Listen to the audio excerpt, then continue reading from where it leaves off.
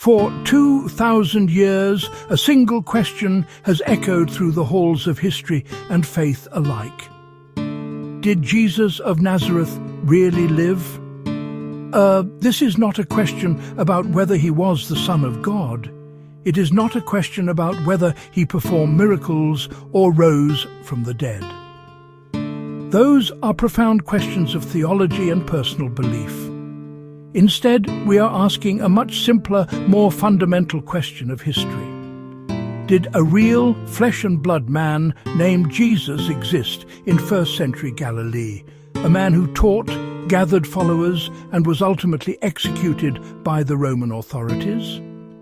This is a question that historians can and do investigate using the standard tools of their trade: evidence, critical analysis, and reasoned argument. We must approach this inquiry with the same calm objectivity we would use for any other figure from the ancient world: Julius Caesar, Socrates, Alexander the Great. The goal is not to prove or disprove a religion. The goal is to determine what we can know about the past based on the surviving records. This means we must set aside our personal beliefs, whether we are devout Christians, atheists, or something in between. Before we look at the majority view, it is important to understand the arguments of those who dissent. The mythicist position claims that Jesus of Nazareth was not a historical person, but a literary and theological invention. Proponents argue early Christians combined Jewish messianic hopes with common myths from surrounding pagan cultures. They suggest the story of a dying and rising Saviour was a familiar trope. Jesus was the Jewish version of that archetype. This view, scantily accepted by mainstream scholarship, rests on a few key observations. First, mythicists point to the apparent lack of contemporary Roman records. They ask, if Jesus was so influential, why do we not have any official Roman reports from his lifetime?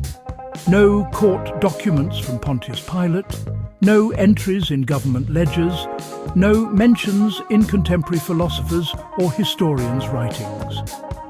They argue such a figure should have left a mark on Roman bureaucracy.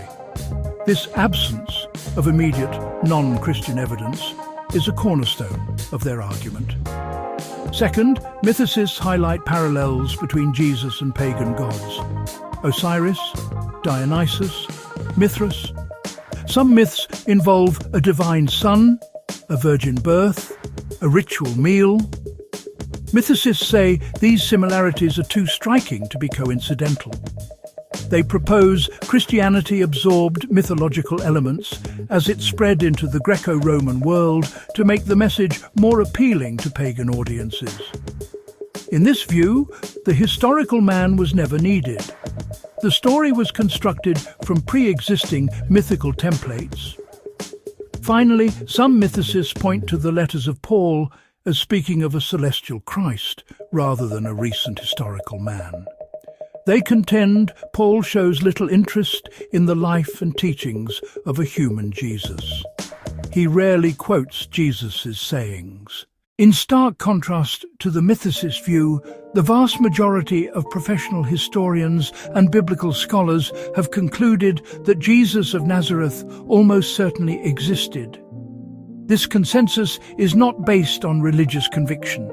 In fact, it includes a great number of atheist, agnostic, and non-Christian experts, be it they don't agree with the supernatural aspects attributed to him.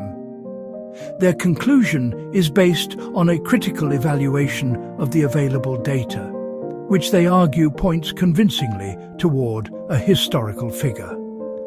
They contend that while the mythicist arguments raise interesting questions, they ultimately fail to account for the quality and nature of the evidence we do possess. The historical case for Jesus rests on several converging lines of reasoning that, when taken together, create a powerful argument. The primary reason for this consensus is the existence of multiple early and independent sources that attest to Jesus' life and death. Historians prize sources that are close to the events they describe and that do not appear to rely on each other. For Jesus, we have several such sources. The Gospels of Mark, Matthew, Luke, and John, other early Christian writings like the letters of Paul and the hypothetical Q source, all describe a historical man. While these are certainly biased, faith-based documents, their existence so soon after the events they describe is historically significant. It is very difficult to explain how so many separate accounts of a man's life could appear within a few decades if that man never existed. Furthermore, historians point to the mentions of Jesus by non-Christian writers from the late 1st and early 2nd centuries. The most important of these are the Roman historian Tacitus and the Jewish historian Flavius Josephus.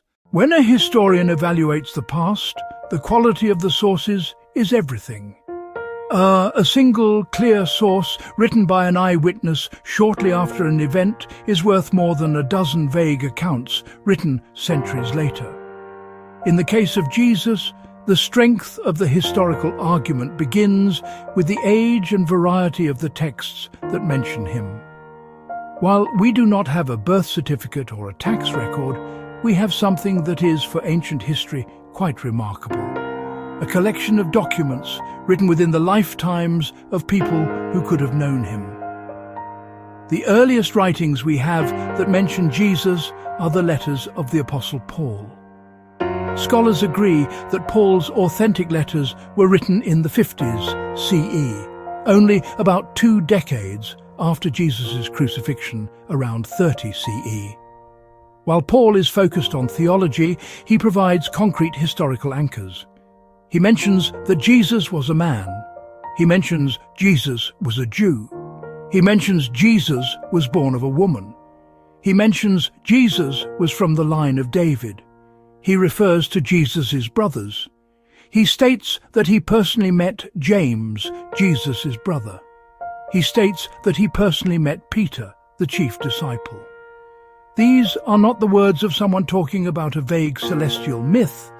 They are the words of someone interacting with the family and followers of a man who lived and died very recently. One of the most powerful tools historians use to sift fact from fiction in ancient texts is known as the criterion of embarrassment. The logic is simple but effective.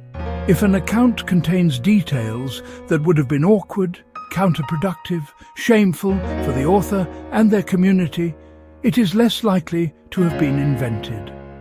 People tend to invent stories that make their heroes look good, not stories that create problems, require difficult explanations. The early Christian sources are filled with such embarrassing details. These elements indicate they are rooted in historical memory, not creative fiction. The most prominent example is the crucifixion itself. In the Roman world, crucifixion was not a noble death. It was a gruesome, torturous execution reserved for the lowest classes: slaves, rebels, common criminals. It was designed to be the ultimate public humiliation.